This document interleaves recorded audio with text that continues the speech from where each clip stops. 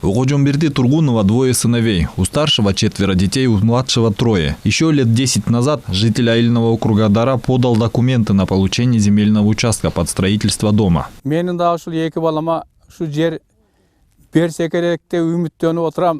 Мой старший сын снимает квартиру, а второй живет с нами. Нам сказали, что в нашем Айыльном округе трансформировали 149 гектаров. Надеемся, что и мы получим свой участок. Вы знаете, молодежь Баткенского района тоже переехала в другие области из-за отсутствия земельных участков.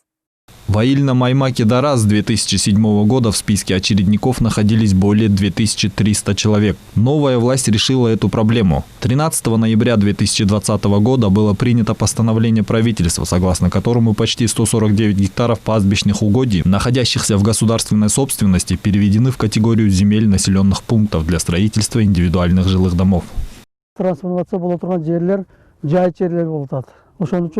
Так как это пастбищные земли, здесь нет питьевой воды. Будем бурить скважины за счет Айыл-Өкмөтү. Предварительно планируем выдавать каждой семье по 10 соток, но это еще не окончательно. Без очереди участки получат малоимущие, многодетные семьи и те, кто больше 10 лет назад подавал документы. Всего в Баткенском районе трансформировано 600 гектаров земли, в том числе 300 гектаров в Карабахском Айыльном Аймаке, в Субашинском более 150 и почти столько же в Айыльном Аймаке Дара. Распределение участков будет проводиться специальной комиссией. Отметим, что трансформацию земель планируется провести также в Кадамджайском и Лейлекском районах Баткенской области. Это значительно сократит показатели внутренней миграции населения, считают эксперты.